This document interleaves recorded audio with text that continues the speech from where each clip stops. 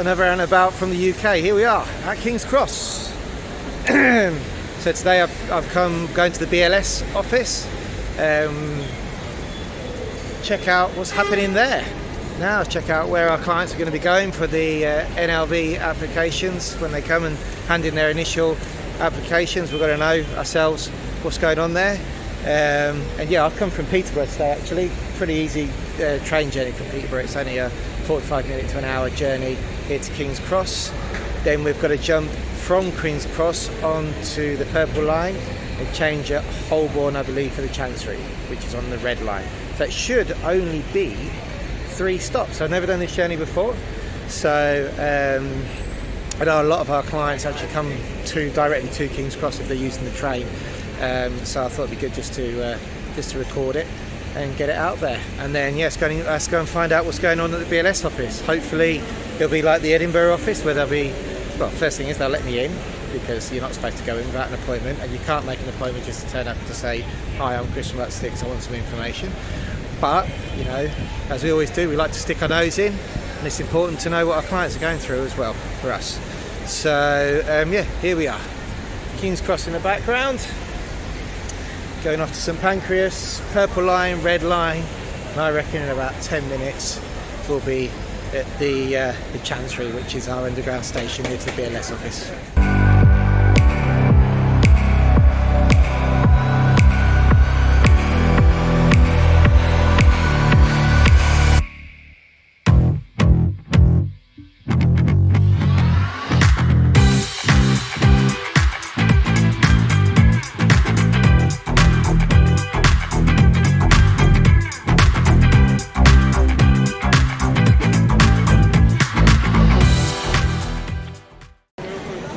So if you're coming from St Pancras, it's the Piccadilly line you want. Heading to Holborn, change there, easy peasy, he says. Not very often I get on the London Underground. It's been a year since I was here last when I went to the consulate. I'm going to try and get to today anyway, just to stick my head in there, see what's going on, ask them a few questions regarding the process.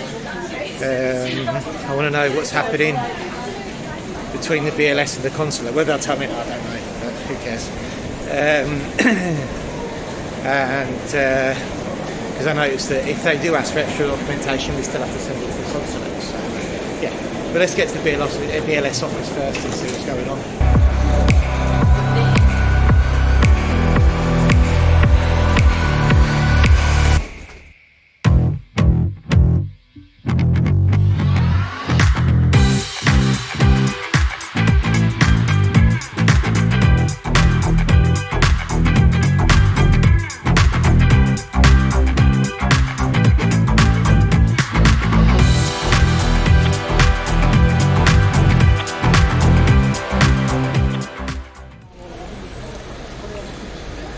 Right, so here we are at the Chancery Station, just come out, you can see it behind me, there you go, hopefully, there we are. And I just wanted to show you how close the BLS office is to the station.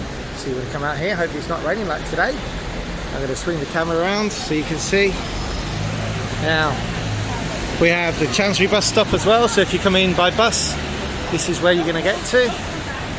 And literally just head down the road, straight out of the station on the Chancery Road side. So you come out of the Chancery right side, you see a Tesco's Express on your right hand side. I did a walkthrough like this once for the London consulate, realised I was holding the camera the wrong way round. But anyway, all content's good content in it for you guys who are getting an en route visa.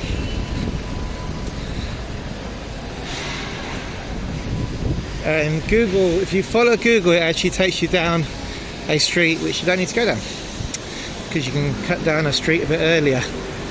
So come to these traffic lights here. So Google gives it a 4-minute estimate and I've got it down to 2. It literally is, if you're coming by underground, which we suggest you do, you're never going to drive here, are you? Where would you park? So then you get to these traffic lights here. There you go. Now look right, look left. Someone come from Spain, it's very good idea to remember that. And here we go. So you can literally still see the station over there, and look for a little snicket called Forward Place, and then come back down here, down this little road.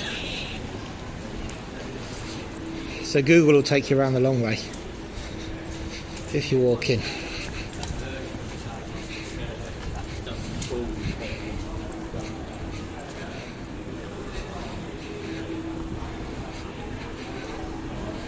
And there you have it. Just remember, if you're going for a non-lucrative visa, you don't need to stand in a queue.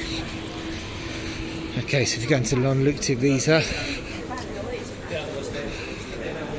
there's random queues at random times,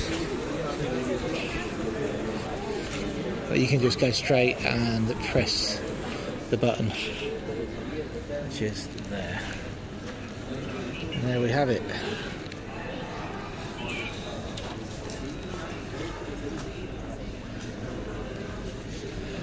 Right,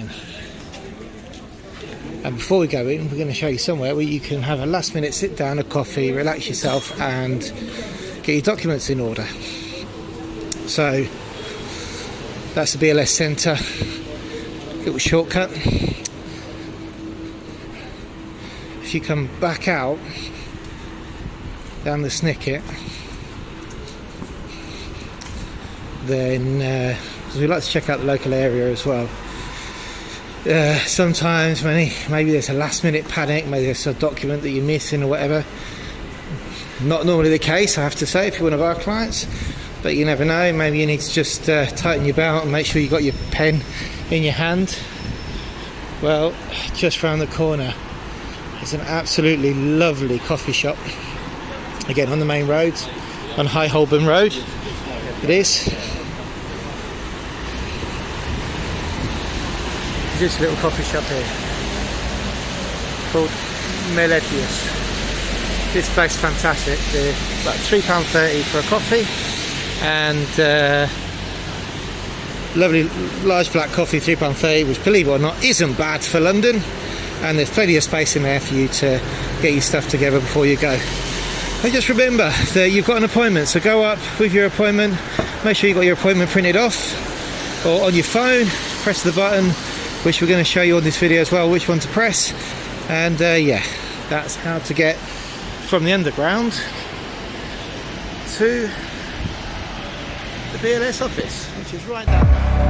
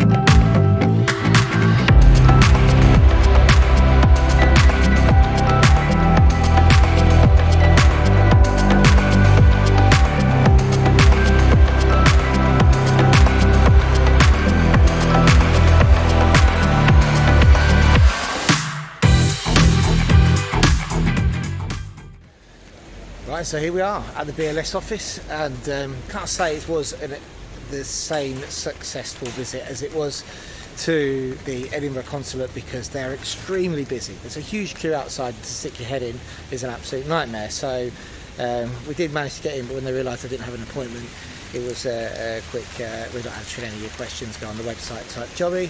But anyway, look, I did get to see actually where our clients go. It's really important. They did start to answer my questions, which are slightly off piece from what they advise. Stuff that we need for our clients, mainly stuff regarding the financials, because they're extremely unclear on things like financial products, and people have money which is tied up in maybe a pension pot and stuff like that, but don't have the capital asset in a bank account, for example. So the kind of things, they did answer some questions along those lines, told me to contact the consulate if I had any deeper questions, which we're going to go to the consulate now, hopefully. And then, yeah, I mean, look, what can I say? It's a lot more busy than evidently Edinburgh. When you come for your appointment, just make sure you hit that button at the door to get in, because there may be people queuing up for things which you don't need to queue up for. So, you know, when you get in, you need to identify yourself as a non-lucrative visa applicant who has an appointment at the set time. And I would definitely advise you to bring your appointment on your mobile or print it out, albeit that they've got it. When you confirm your appointment, you should be able to save a PDF or keep it on your email, so you've got it there at the front of you. Don't stand there in the queue and wait to be seen. Make sure you press the button to get in. Very friendly people, just really busy. So they're extremely friendly. The office is great. We've always had good reports from there. It's nothing like you'd expect, like we used to be at the consulate, which are very oldie, schooly, worldy places that you expect to see flags hanging out of and stuff. This is just an administrative office, but so far so good. Look, we've had visas out already. I think it's been up and running about 6 weeks. People seem to be getting in on time. Today they came down, opened the buzzer. There was a huge queue. I just pressed the buzzer and went, oh, non-lucrative visa. Stuck my head in, and then when they realised I didn't have an appointment, they quickly tried to get rid of me. But anyway, that is the way it is. Definitely the Chancery, the underground, great place to come. Took me 4 minutes to get here. Tried to take a video, got halfway through the video, and the rain was messing with the camera. So unfortunately, I might try and do a video now on the way out. But yeah, lots of good updated information from our clients. We've got lots of content, so we can update our content on our website. And more than anything for us, it's just important that it's very hard to advise clients, and we have 35% of our clients to come into the London BLS office. It's hard to take them through a walkthrough if you haven't been yourself. This is why I do these trips, because albeit it's for 10 minutes, I've been from Edinburgh, you know, to London to get the information we need. It gives us important information around the surroundings, around what you're going to find. A lot of people, it's their first time into London, you know, so we can tell them, okay, well, yeah, no, there's a Starbucks over there, etc., whatever.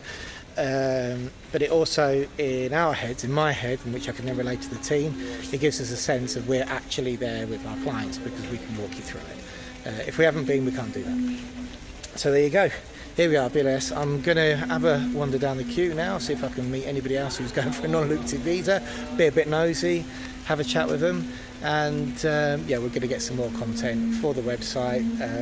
Hopefully get over to the consulate now, see the consulate, have a chat with them, because these guys said that I could go and speak to them about the requirements, which, to be honest, we know the requirements, but it's just, you know, the belts and braces stuff, just checking everything's the same as last year. So yeah, here we go. We're going to put more information below on how to get to the BLS office, BLS International office in London, to do your non-lucrative visa application. Right, another last video here for you where we're out and about in this area. You'll see we've got a Snappy Snaps behind us there. Now this is relation to the, I realise I've got the camera the wrong way around now, but the BLS office is just literally down the road here. So it's 2 minutes. So if you are missing any passport photos, need to get any more photocopies or anything like that for your appointment, you can get them close to the site, and I know that they will allow you to run out and get them. That said, the prices are shocking. Okay, so they were $14.99 for the UK standard passport photos before. Visa photos, which are just a little bit bigger actually, they were $19.99, but don't forget that you can use passport photos. UK passport photos are fine for application forms for non-lucrative visa. But it's still going to cost you 14 quid, and photocopies, they want 75p a black and white photocopy per page. I said, well, what happens if it's a passport? They said we might come to a discount. I said, Jesus, even that, whew, that's a lot of money. So yeah, it's very, very important. Now I always rave on, my clients will know, I rave on about doing copies and copies and copies and copies, and you'll walk away with quite a lot of scrap paper, but trust me, when they ask you for a copy that's 75p a time, then maybe it's a good idea to do it at home. But anyway, look, if you've got any last minute copies to do, then they can be done here. Here, let's take you back over to it. We're going to do a little article on our website as well, just so people know. Here, that's Snappy Snaps behind me. Quite moment to stop. No need to fight it, I cannot hide it. We won't regret it, so come